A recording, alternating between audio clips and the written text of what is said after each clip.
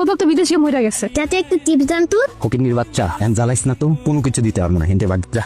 এইটুকু একটা এতিম বাচ্চার সাথে কেউ এই ধরনের আচরণ করে? তোমার টাকা আমি দিতেছি, তুমি একটা চিপস দাও। আজকে দেখলাম জয়ের পুতুলটা চিপস কিনা দিতেছে, তোমার অনেকে বাজার করে দিচ্ছে। জয়নাল মারা গেছে 6 বছরের বেশি নিচ্ছে, এমন কিছু করো না যাতে মানুষ তোমার মন্দ বলে। এই ব্যাগটা ধরো। এইসব কি? তুমি আর পুতুল সব সময় পুরাতন কাপড় পরে থাকো, এই জিনিসটা আমার কাছে ভালো লাগে না। তাই তোমার জন্য একটা নতুন শাড়ি আর কিছু কসমেটিক্স আনছি। এলাকার মানুষজন দেখলে তো আমরা কলঙ্ক দিব। এলাকার মানুষ কি কইলো না কইলো ওইটা নিয়ে তোমার চিন্তা করার পর লাল শাড়ি? আমার মতন বিধবা লাগে আপনি লাল শাড়ি আনছেন? আমি তোমার বিয়ে করতে চাই। তুমি যদি আমার বিয়ে করতে রাজি থাকো তাহলে এই রঙিন শাড়িটা পরে আজকে নদীর ঘাটে এসে আমি তোমাদেরকে নিয়ে গঞ্জের মেলা দেখতে।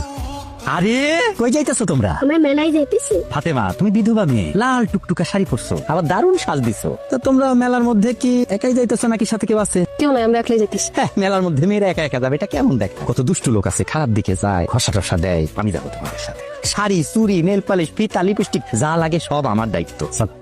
চলবো তো। কাজটা ভালো করলি না ফাতেমা? তাড়াতাড়ি চলেন, কে নিয়ে গেল মনে হয়। তুমি কি ভয় পাইতেছো নাকি? ভয় পাওয়ার কি আছে যেখানে আমি আছি? আর যদি তারপরে বেশি ভয় লাগে আমার হাত ধরতে পারো। লাগবো না। কিরমা, তুই কি ভয় পাইতেছিস নাকি? না, তোমার কোলে থাকতে কেন আমি ভয় পাবো বাবা? বাবা? তুই আমার বাবা বলে ডাকলি? সবার বাবা আছে, আমার তো বাবা নাই, কাউকে আমি বাবা ডাকিনি। আজ থেকে আমি তোর বাবা। এই ব্যাপার, তলে তলে প্রেম করো আর আমি হাত ধরলেই থাপ্পড় দেয়। কি করলি তুই? জহির ওই বিধবা ফাতেমা